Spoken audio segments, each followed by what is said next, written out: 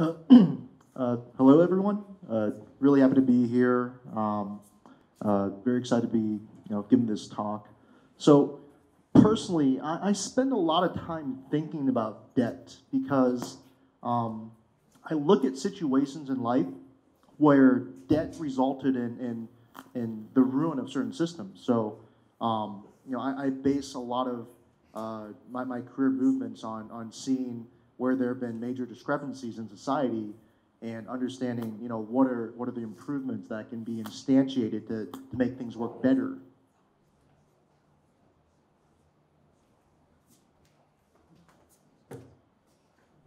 So, when looking throughout history and looking at the credit crisis, you notice certain dynamics that exist within this system. And one of the things to keep in mind is that the 2008-2009 credit crisis was one of the worst financial disasters that existed in history. And this was a result of infrastructure that just wasn't readily available for being able to instantiate the functionality that people wanted. So things were so operated by legal documents, by traditional structures that had unnecessary bottlenecks that created a lot of discrepancies within the system, resulting in eventual disaster, $27 trillion lost, systemic risk that affected sectors beyond finance, things like healthcare, consumer goods, manufacturing. So I think for a lot of people, seeing that type of disaster is what inspired us to go into crypto. As the Bitcoin white paper came out and folks were looking at society and seeing, okay, a lot of things went wrong. What are the new systems we can build to improve upon these things? So, today the debt market is still regulated, by just broad level regulations like the Dodd-Frank Act that are designed to, not necessarily encourage innovation, but stifle it in order to avoid certain mishaps that we've seen in the past. For me personally, looking at how this is all structured, it makes me want to reinterpret what a piece of debt looks like and to re-understand how a system can be re-implemented within a crypto ecosystem. So in crypto, you see a lot of different DeFi tools. You see tools like MakerDAO, Compound, the Uniswaps of the world that create this incentive-aligned mechanism where users can earn a specific yield or a specific interest rate within their assets, and mirroring that alongside something like alongside staking. So understanding a proof of stake protocol and aligning where that stake comes from in terms of how it interacts with the interest rate. I think you get to see a new financial system that can be implemented that circumvents some of the ideas and necessities that we rely on an old system. So one of the fundamental inconsistencies of traditional finance is around the idea of interest rates. So when you're looking at a central bank, central banks issue bonds, and these bonds provide interest. But where's this interest coming from?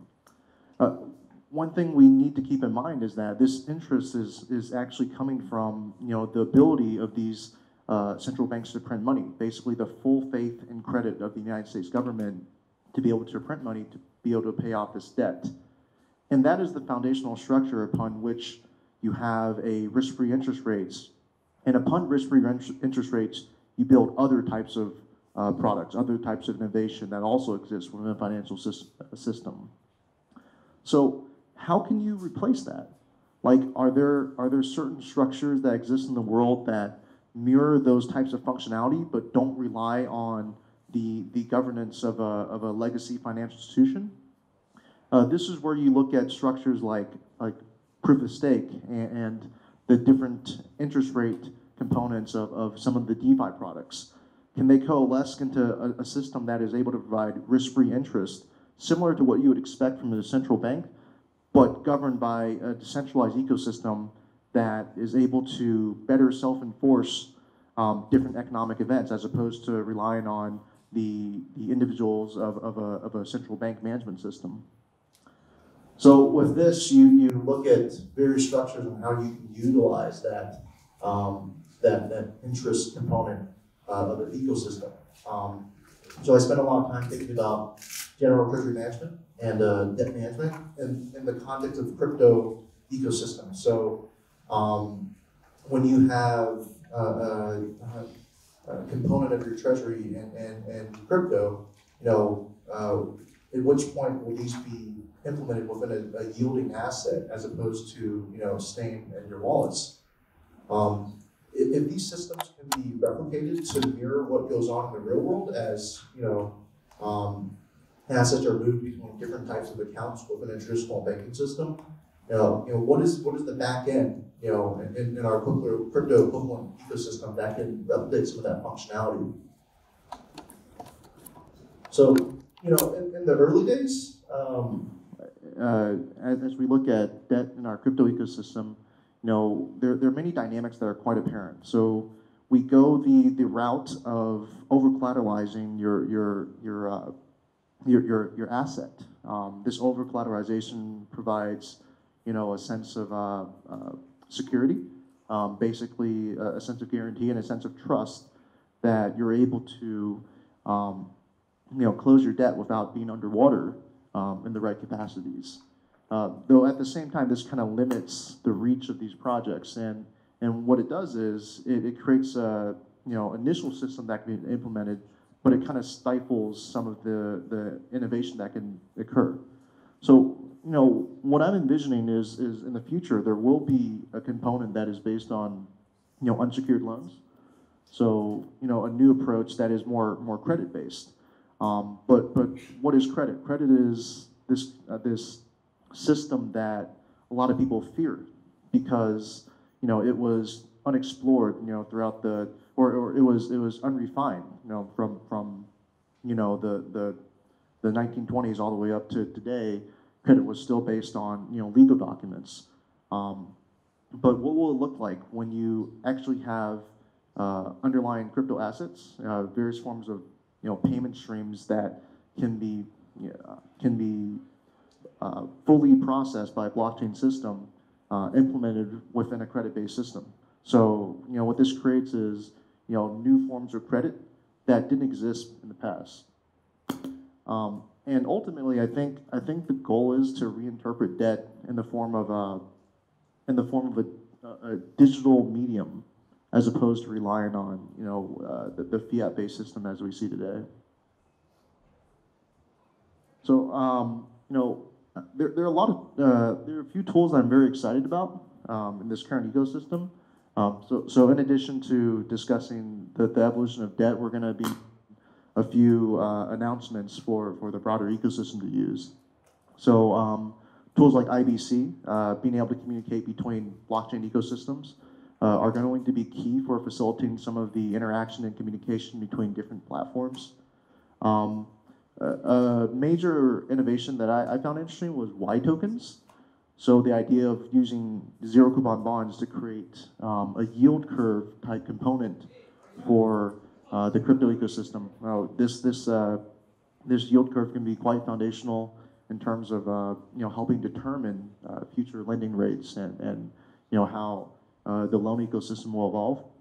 I like interledger protocol quite a bit.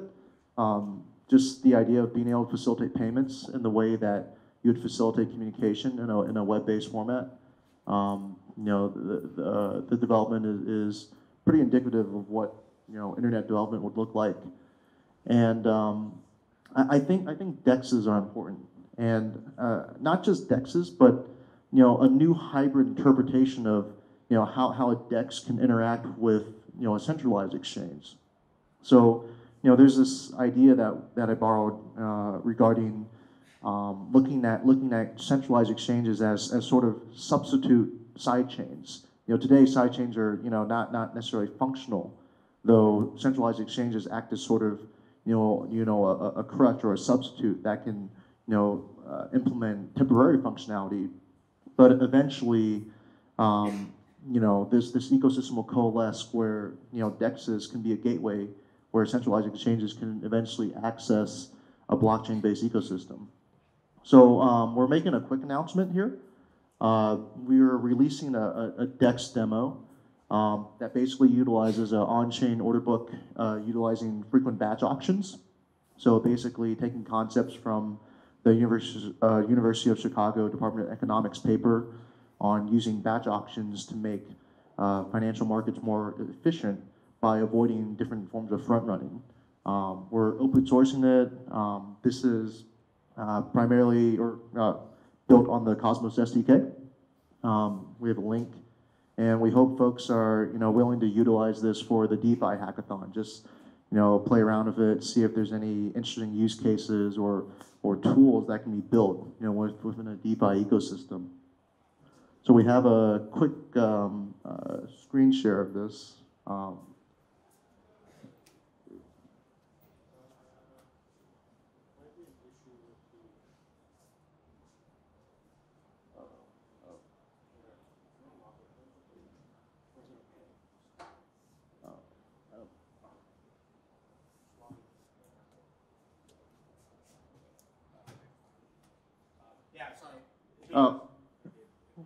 We'll share a link in Twitter.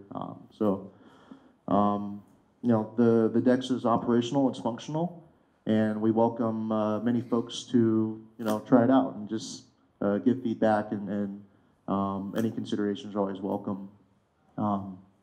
We think that DEXs can act as a very solid backend infrastructure for almost any tools used in the crypto ecosystem. So anything payments related, anything that utilizes a broadly applicable crypto economic ecosystem can benefit from a DEX backend that revolves around the crypto movements in the ecosystem.